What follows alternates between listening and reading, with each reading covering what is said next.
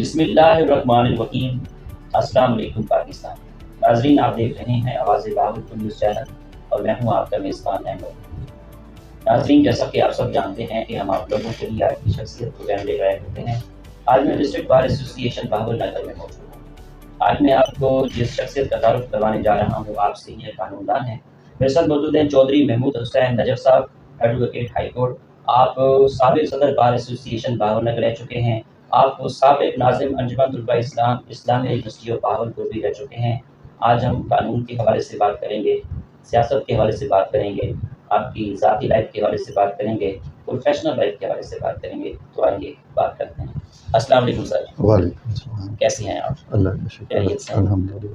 دنیا کے اندر جتنے لوگوں نے کامیابی حاصل کی ہے تعلیم کی وجہ سے کی ہے، تو میں یہ پوچھوں گا کہ آپ نے اپنی ابتدائی تعلیم کہاں سے حاصل کی؟ آپ کا تعلیمی سلسلہ کیسا رہا؟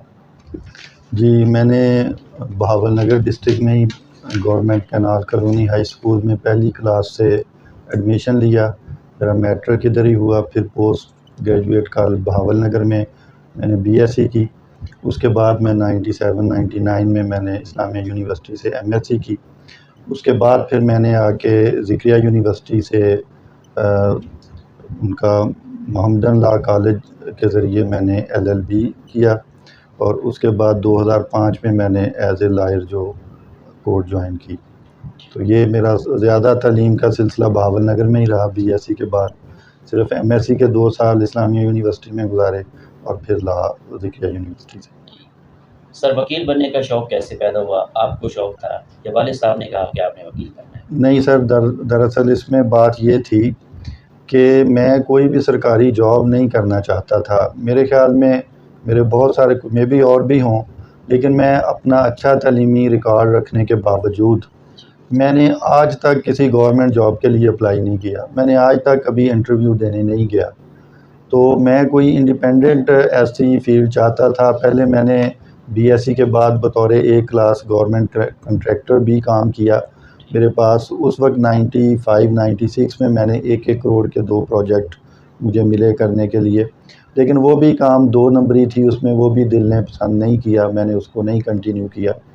تو پھر وہ میں نے سوچا کہ یہ لا کا جو پروفیشنل ہے یہ بڑا انڈیپینڈنٹ ہے، تو اس لیے میں نے پھر جو ہے آ کے 2002 میں نے لا سٹارٹ کیا، اور 2005 میں میرا یہ کمپلیٹ ہو گیا۔ ایز اے سینئر قانون دان ایک اچھے وکیل میں کیا خصوصیات ہونی چاہیے؟ میرے خیال میں اسے ایک تو لسنر بہت اچھا ہونا چاہیے۔ لوگ اپنے دکھ درد پریشانیاں آپ کے پاس لے کے آتے ہیں، تو ان کی آدھی تسلی تو اگر آپ ان کی بات تسلی سے سن کے ان کو تھوڑا سا حوصلہ دے دیتے ہیں تو انہیں مل جاتی ہے۔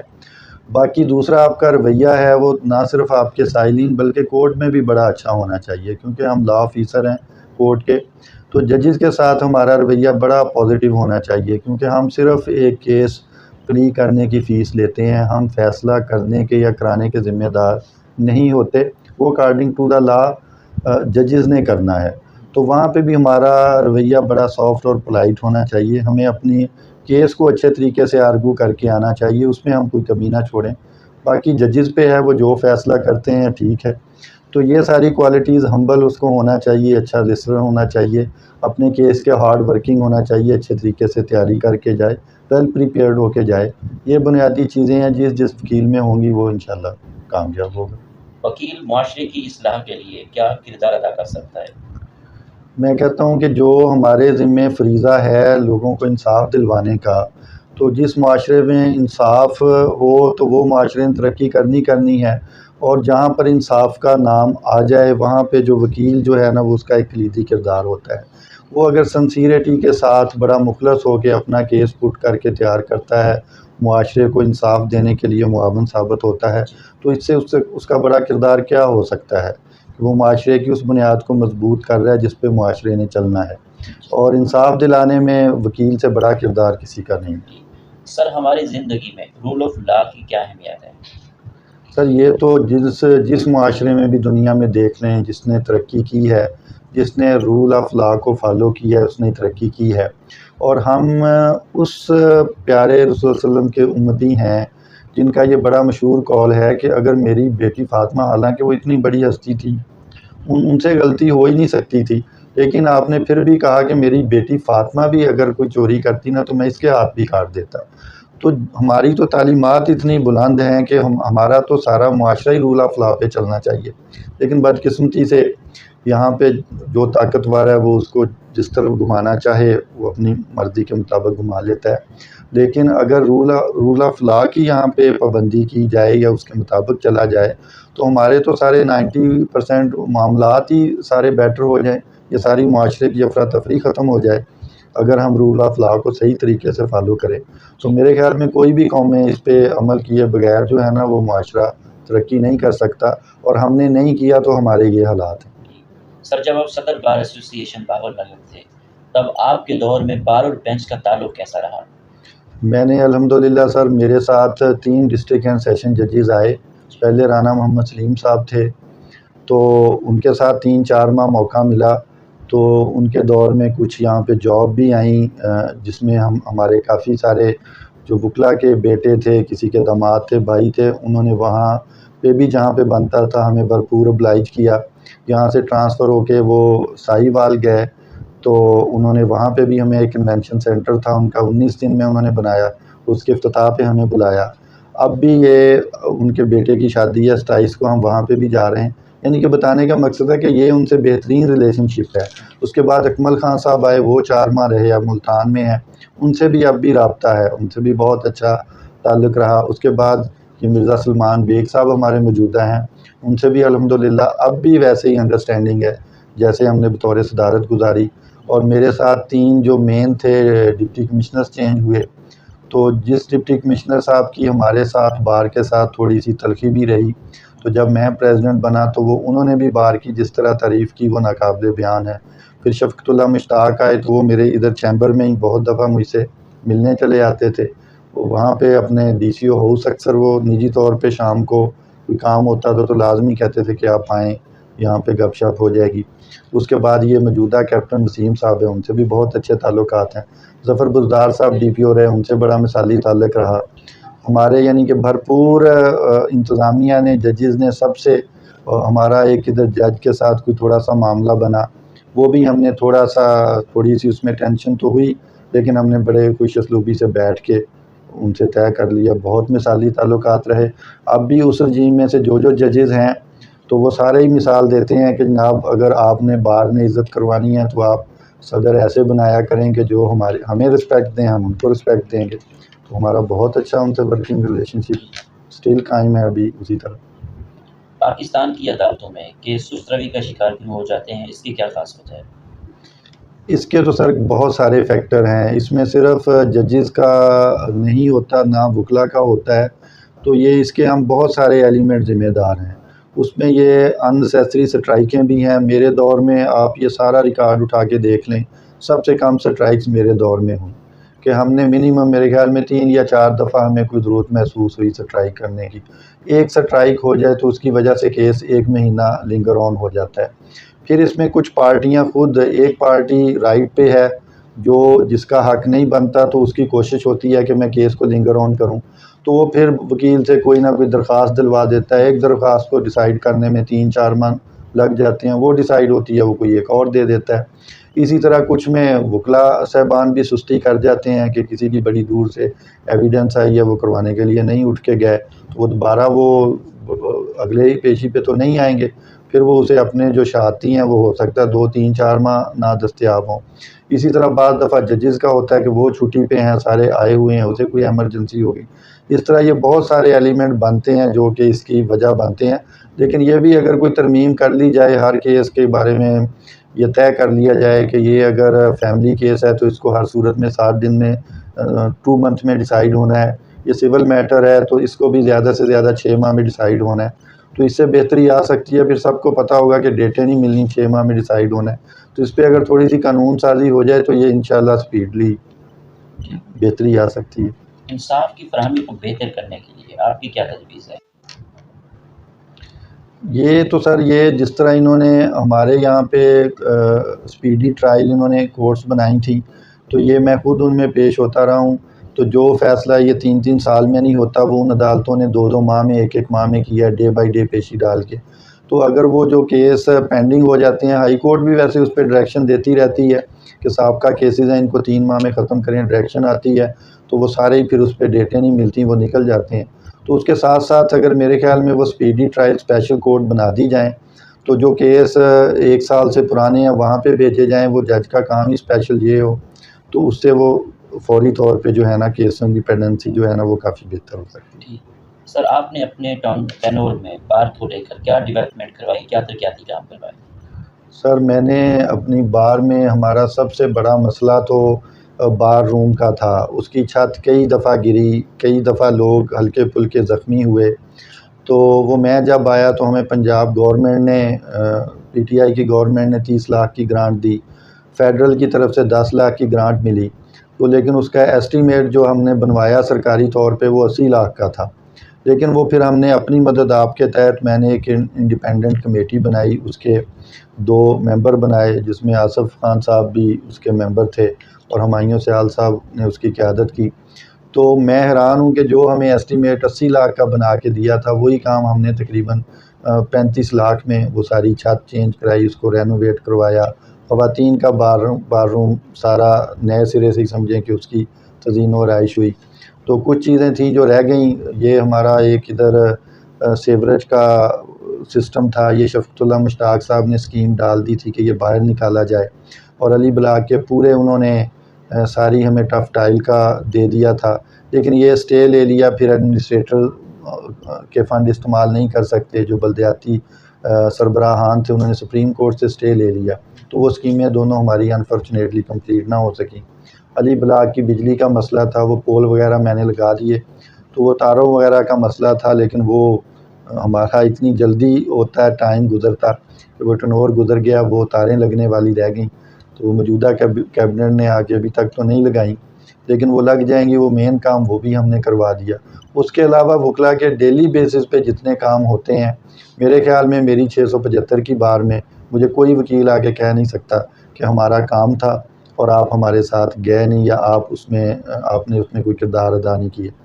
جو بھی وکیل وداؤٹ ڈسکریمنیشن کسی گروپ کا اس نے مجھے ووٹ دیا یا نہیں دیا، میں نے یہ سوچا تک نہیں کہ یہ اس بندے نے مجھے ووٹ کیا یا نہیں، وہ آیا ہے اس کو پوری رسپیکٹ کے ساتھ، فوراً سے پہلے میں اس کے ساتھ چلا گیا ہوں۔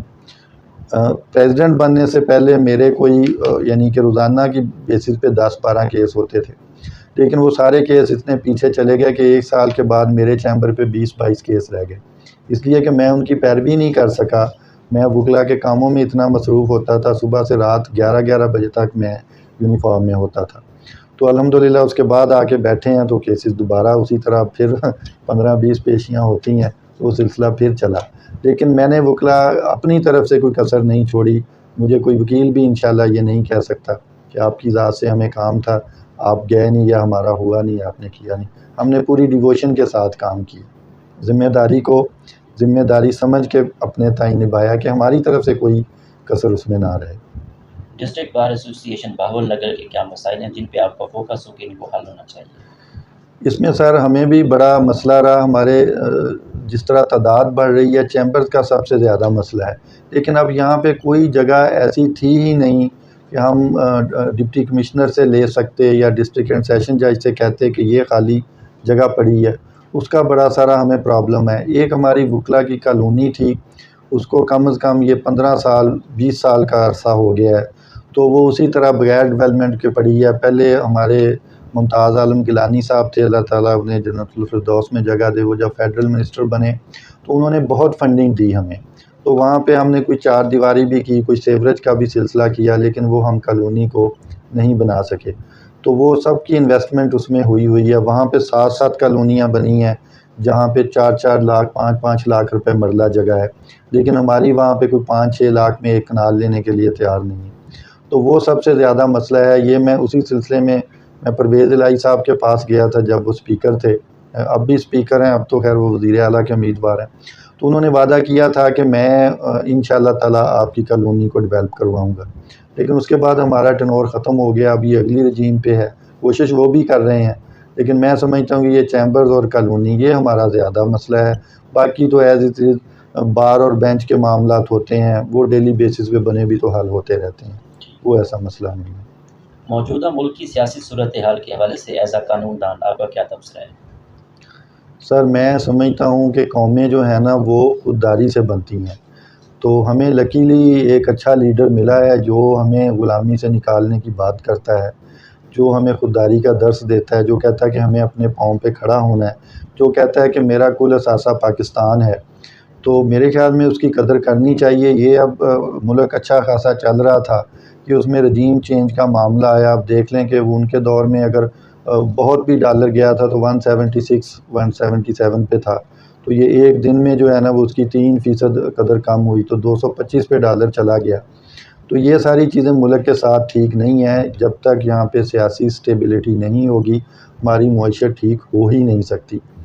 تو لکیلی اگر ایک اچھا لیڈر ملا ہے تو اسے کام کرنے دینا چاہیے تھا۔ وہ اپنے 5 سال تو بڑے اچھے طریقے سے پورے کرتا، اس کے بعد جنرل الیکشن میں آتے۔ تو اب بھی میں تو یہی کہوں گا کہ عمران خان کو دوبارہ جو ہے ایز اے پی ایم موقع ملنا چاہیے، اس میں ساری کوالٹیز ہیں، وہ اس قوم کو آگے لے کے جا سکتا ہے۔ تو باقی سب کو تو ہم نے 37 سال سے دیکھا ہوا ہے، اب انہیں دوبارہ جنہوں نے خراب کیا ہے انہیں کہیں کہ یہ ٹھیک کریں تو وہ کیسے کریں گے؟ تو وہ میرے خیال میں موجودہ جو سیاسی حالات ہیں ان میں عمران خان کو اب لکیلی ان کی پنجاب میں گورنمنٹ بن رہی ہے تو مرکز میں بھی اسے دوبارہ آنا چاہیے اس ملک کی بہتری کے لیے۔ سر آپ کو ٹورزم کا کتنا شوق ہے؟ پاکستان کے کون کون سے شہر اچھے لگتے ہیں؟ آپ کا فیوریٹ شہر کون سا ہے؟ سر ٹورزم تو میں کہتا ہوں کہ بندے کی زندگی میں اچھی خوشگوار تبدیلی لانے کے لیے اسے ہمارے شمالی علاقہ جات سوئٹزرلینڈ سے بڑھ کے ہیں۔ یہ عمران خان نے ان کو ڈیولپ کرنے کی کوشش بھی کی۔ یہ ابھی 10-15 دن پہلے ہی میں وہ سارے شمالی علاقہ جات ود فیملی ہو کے آیا ہوں، تو میں حیران ہوں۔ میں نے پہلی دفعہ یہ ہزارہ موٹر وے دیکھا اور اس نے جو ٹنل بنا کے اور جو رستے وہ بابو سر ٹاپ تک لے کے گیا ہے، وہاں پہلے بھی گیا ہوا ہوں، تو وہ اتنے برے حال تھے ان سڑکوں کے کہ وہاں پہ آپ گاڑی چلا نہیں سکتے تھے، لیکن اس نے اتنے محفوظ بنا دیے ہیں کہ اب لوگ میرے خیال میں اس سے کوئی 10 گنا زیادہ ان علاقوں کی طرف ان کی ہے۔ یہ مری تک بڑے اچھے رستے بن گئے ہیں، مری سے آگے یہ پورا کاغان، ناران، سوات، ہنزا ویلی، بابو سر ٹاپ، ان ساری جگہ پہ اتنے مشکل ترین رستے اس نے اپنی طور پہ، صرف وہاں پہ تھوڑی سی سڑکیں خراب ہیں جہاں پہ کوئی گلیشیئر وغیرہ گر جاتا ہے۔ تو یہ ہمارا تو ٹورزم اگر اس پہ توجہ دی جائے تو آپ کی سالانہ اگر غیر ملکی 5 لاکھ آنے لگ جائیں تو آپ کی تو اس سے بڑی انڈسٹری کوئی نہیں ہے۔ تو اس نے جس طرح یہ ہمارا یہ سکھوں کے لیے انہوں نے کیا ہے وہاں پہ بنا کے، تو اگر وہ $20 ان کے رکھ دیں تو ہماری تو انکم وہاں سے ڈالروں میں بڑی ہو سکتی ہے۔ تو یہ شمالی علاقہ جہاں سارے یہ سوئٹزرلینڈ سے بھر کے ہیں، اتنے خوبصورت، ایک ایک پوائنٹ پہ آپ توجہ دیں تو وہاں پہ سیاحت ہو سکتی ہے، تو وہ کرنی چاہیے۔ بلکہ ہمارے آپ کو بیرون ملک تو بعد میں جانا چاہیے، پہلے اپنا ملک تو دیکھنا چاہیے۔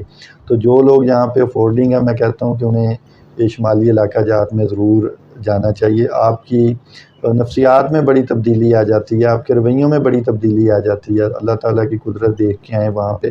تو اب وہاں پہ عمران خان نے بڑی سہولتیں، رستے، ہوٹل ساری بہت، یعنی کہ وہ جتنی کر سکتا تھا اس نے کی، ابھی اور گنجائش ہے تو وہ کرنا چاہیے۔ اس میں ابھی سٹل بڑا سکوپ ہے اس کو بوسٹ اپ کرنے کا، اس کو کیا جا سکتا ہے۔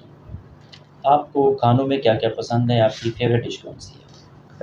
کھانوں میں تو سر میں درویش آدمی ہوں، میں کہتا ہوں کہ جینے کے لیے کھانا چاہیے، کھانے کے لیے تو جینا نہیں چاہیے، جو بھی مل جائے میں تو کھا لیتا ہوں۔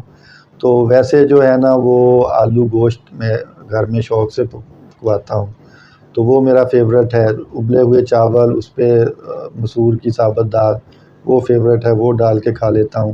باقی ہمارے بہاول نگر میں یہ مٹن کی کڑھائی میں کہتا ہوں کہ پورے پاکستان میں کہیں نہیں بنتی، تو ہم دوست اکثر مل ملا کے ہفتے میں 10 دن میں یا مہینے میں ایک بار وہاں پہ چلے جاتے ہیں۔ ویسے یعنی کہ سادہ خوراک ہی ہے، بس جو آ جائے اللہ تعالیٰ کا رزق ہے اسے شکر ادا کر کے کھا لینا چاہیے۔ آپ کی نظر میں کامیابی کیا ہے؟ سر کامیابی تو بنیادی چیز تو یہ ہے کہ آپ کی ایک تو نیت اچھی ہونی چاہیے۔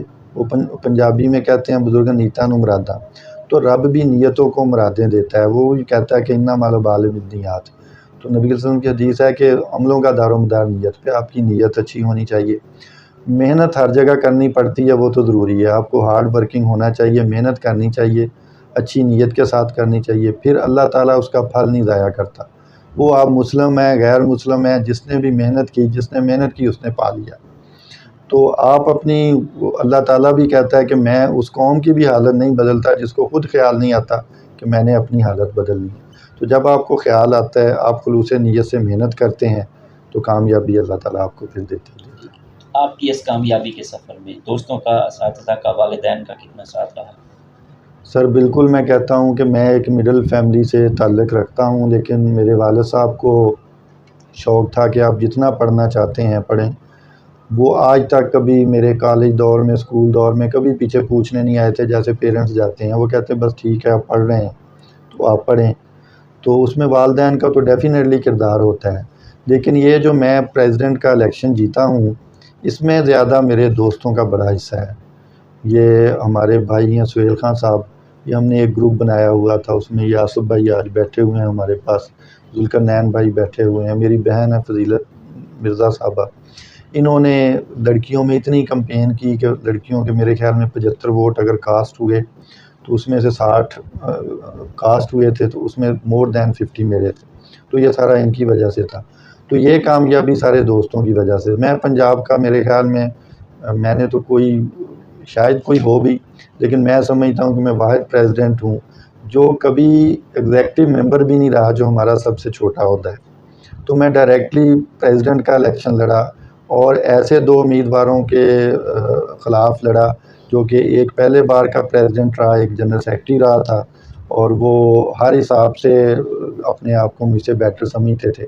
تو میں نے دونوں لوگوں کو 2 صدور کو ایک باری میں ہرایا. اس میں یہ میرے سارے دوست ہی تھے، وہ پوری طرح میرے ساتھ کھڑے ہوئے. تو ان کی یعنی کہ کاوش کی وجہ سے میں جیتا ہوں. والدین کی دعائیں تو ہوتی ہیں ساتھ. تو یہ الیکشن جو میرا تھا یہ خالصتاً میرے ان دوستوں نے جتوایا، خاص طور پہ یہ جن کے میں نے نام لیے ہیں، انہوں نے جو ہے نا وہ بڑا.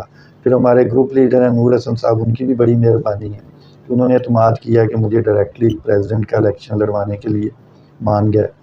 تو پھر یہ سارے دوستوں نے محنت کی، اللہ تعالیٰ نے فتح دی. اور ہم نے باقی آپ بار کے فردن بھی پوچھ سکتے ہیں کہ وہ بھی آپ کو بتائیں گے کہ ہمارا دور کتنا اچھا گزرا. آپ کی آئیڈیل پرسنالٹی کون ہے؟ سر وہ ڈیفینیٹلی ہمارے نبی کریم صلی اللہ علیہ وسلم تو ہیں. آئیڈیل پرسنالٹی ہر ایک کیوں نہیں ہونا چاہیے، لیکن میں نے اپنے نام کے ساتھ نجف لگایا. کئی لوگ مجھے اہل تشیع سمجھتے ہیں، حالانکہ میں اہل تشیع نہیں ہوں. تو مجھے حضرت علی سے بڑی عقیدت ہے، ان سے بڑی محبت ہے. تو یہ میں نے ایک پوئٹری کی بک لکھی تھی، 2005 میں شائع ہوئی. تو وہ اس میں میرا تخلص نجف تھا. تو وہ سارے پوچھتے تھے کہ یہ کس لیے رکھا ہے. تو حضرت علی کا شعر ہے نجف اشرف، تو ان کی نسبت سے میں نے اپنا تخلص بھی رکھا ہوا ہے. اور مجھے لوگ یونیورسٹی میں محمود کے نام سے کم اور نجف کے نام سے زیادہ جانتے تھے. تو وہ مجھے حضرت علی سے بھی بڑی عقیدت اور محبت ہے، وہ بھی میری پسندیدہ شخصیت ہے. سر آخر میں سننے والوں کو، دیکھنے والوں کو، وکلا برادری کو آپ کا کیا پیغام ہے؟ سر خاص طور پہ میرے جو نئے وکلا بھائی ہیں نا، جو ہمارا بھی ایٹیچیوڈ یہی تھا کہ جب ہم کورٹ میں آتے ہیں تو بہت بڑے بڑے خواب لے کے آتے ہیں کہ وہاں پہ بہت زیادہ فیسیں ہیں، وکلا بہت پیسہ ہے اس فیلڈ میں، لیکن ایسا ہوتا نہیں ہے. آپ آئیں، آپ آ کے اپنی یعنی کہ یہ سوچ ختم کریں کہ ابھی ہم نے 5 سال مزید محنت کرنی ہے. آ کے اچھے استاد کے پاس آپ اپنا اپرینٹس پورا کریں. اس کے بعد بھی ان کی سرکردگی میں رہیں، ان سے رکھیں. آپ اگر 5 سال بہت اچھی محنت کر کے اپنا اچھا کریکٹر رکھ کے آپ کام کرتے ہیں تو اس کے بعد انشاءاللہ اس فیلڈ میں پھر آپ کی بہت فیسیں ہیں، پھر آپ بہت کمائیں گے بھی. لیکن مین مسئلہ یہ ہے کہ آپ پیسہ نہ سوچیں، آپ عزت کمانے کے لیے ہیں. جب آپ عزت کمانے کے لیے آئیں گے تو پھر آپ دوسروں کی بھی عزت کریں گے. جب دوسروں کی عزت کریں گے تو آپ کو بھی عزت دیں گے. تو پھر اس فیلڈ میں عزت بہت ہے. پیسہ تو پھر اللہ میاں دیتا ہی دیتا ہے، جو ہماری قسمت میں ہے وہ ملے گا.